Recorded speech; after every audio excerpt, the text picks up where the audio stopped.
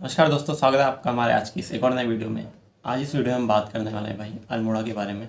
अल्मोड़ा से कल एक न्यूज़ आई थी, आप में से काफ़ी लोगों ने सुन ली होगी और काफ़ी लोगों ने नहीं सुनी होगी, कि अल्मोड़ा जो बिनसर सेंचुरी है वहाँ आग लगने की वजह से 4 लोगों की डेथ हो चुकी है और उसके साथ 4 लोग उसमें घायल हैं और उनकी जो गाड़ी थी, बुलेरो थी शायद से, तो वो पूरी जल के खाक हो चुकी है।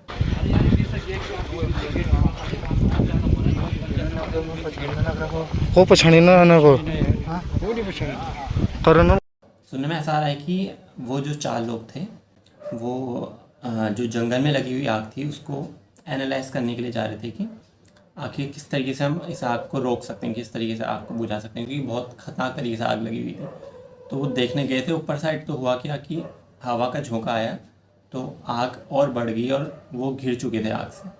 तो ऐसा कुछ हुआ था और उसके बाद 4 लोग बचाने गए थे और वो बचा तो पाए नहीं, बल्कि वो खुद घायल हो गए और ट्रीटमेंट के लिए उन 4 को भी बेस अस्पताल लाया गया। गाड़ी तो जा सकती है, गाड़ी जा सकती है, लेकिन वो गाड़ी जल रही है, ब्रिज पे है। गाड़ी जब तक पूरी जलती नहीं है तो अच्छा अभी जल रही है गाड़ी, रोड में हो।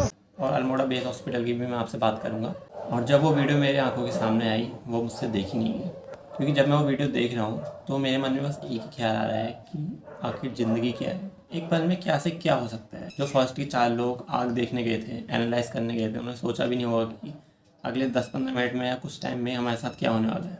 और जब उनकी डेड बॉडी को उठा के रख रहे थे ले जाने के लिए, तो वो सब देखा नहीं जा रहा था। वो देखना इतना मुश्किल हो रहा था कि जो शब्दों में बयान नहीं हो सकता।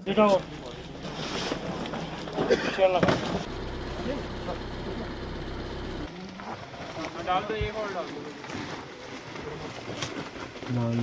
एक ही ना पकड़ा।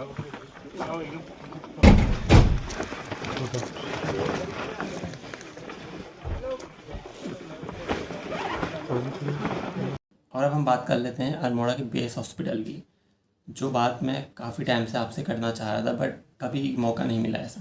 और बात यही, कल एक वीडियो मेरे सामने आई, इसमें जो घायल व्यक्ति है उसका उपचार बेस हॉस्पिटल में नहीं हो सकता था, तो इसलिए उसको रेफ़र किया गया हल्द्वानी। तो हल्द्वानी रेफ़र करने के लिए बहुत दिक्कतें आई, एम्बुलेंस नहीं आई और सुनने में आया कि 3-4 या 5-6 घंटे बाद एम्बुलेंस आई, फिर जाके उसको ले जाया गया हल्द्वानी, जिसमें जो घायल के परिजन थे बहुत आक्रोश में थे और गुस्से में थे, जो कि उनका गुस्सा होना जायज़ है। वहाँ का आदमी है, देखो वहाँ का आदमी को भेजो। क्या व्यवस्था है इधर है कुछ? रुको रुको, आ रहे चाचा, आ रहे हैं। आदमी का कुछ नहीं है, जंगल जल रहा है। साला हमारा भाई आग जला के मर गया, आदमी इतना बड़ा मर गया। सरकार चलो चलो, थाने का कोई है कोई आदमी? चोर सरकार साली आदमी नहीं, यह है प्रशासनिक की जिम्मेदारी है। कोई जो भी है, 1000 रुपये से क्या होगा? वहाँ व्यवस्था है, वहाँ कौन करेगा? मैं सही कह रहा हूँ, अगर कोई होगा तो प्रशासन जिम्मेदार रहेगा। बात सही है। कौन देख रहा है? इसका सीधा जिम्मेदार रहेगा, इसका ना कोई जिम्मेदारी ना कुछ। और सरकार साली चल रहा है और उसका कोई नहीं है, साला प्रशासनिक विभाग कोई नहीं है। व्यवस्था तो होनी चाहिए यार सर।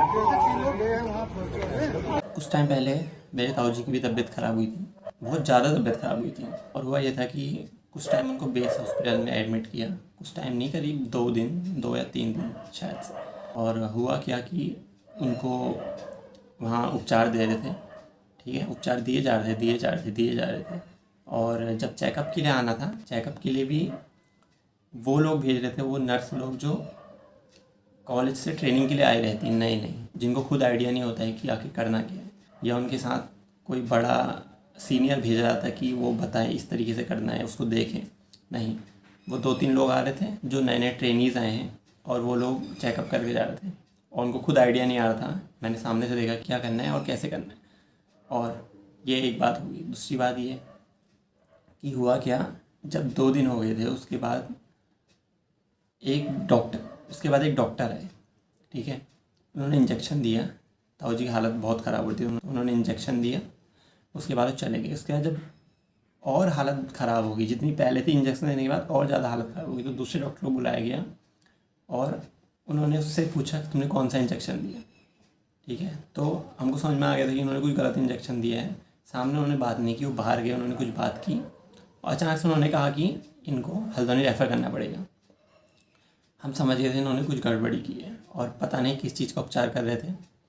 और दूसरी बात, बीमारी कुछ और थी, उन्होंने वहाँ कुछ और बीमारी हमको बताई कि ये बीमारी है। और जब हमने उनसे सारे कागज़ वगैरह मांगे, जितने भी कागज़ हुए थे, मतलब जितना उन्होंने उपचार किया था, जो दवाई लिखी थी, तो वो हम उनसे मांग रहे थे ताकि हम दिखा सकें, बट उन्होंने वो भी देने से मना कर दिया। और उसके बाद वही चीज़ जो कल हुई है कि एम्बुलेंस नहीं आई। एम्बुलेंस पहले कह रहे हैं कि खाली नहीं है, फिर कह रहे हैं कि यहाँ गई है, वहाँ गई है। फिर एम्बुलेंस बड़े उसके अरेंज हुई, वो भी हमने करवाई। और जब एम्बुलेंस आ रही थी उसमें भी इन्होंने इतना दिमाग ख़राब किया, करीब 3 से 4 घंटे लगे एम्बुलेंस आने में। हुआ ऐसे कल हुआ, आदमी वहीं पे मर जाएगा तो क्या करोगे उस एम्बुलेंस का। एम्बुलेंस बहुत लेट आई तो आक्रोश बनता था, आक्रोश जायज़ था उनके परिजन का। तो ये एक बार की बात नहीं है, हमेशा की बात है, वहाँ ऐसा ही होता है और जो नहीं होना चाहिए। सरकार को ये सब देखना चाहिए। जो नॉर्मल लोगों को तो ये लोग क्या ही देखेंगे, उनकी तो आवाज़ भी कहीं तक नहीं जा पाती। बट जब इतना बड़ा केस होता है, बिनसर सेंचुरी में हुआ था, तो ये तो हर किसी को पता लग गया होगा, सरकार तक भी खबर पहुंच गई होगी।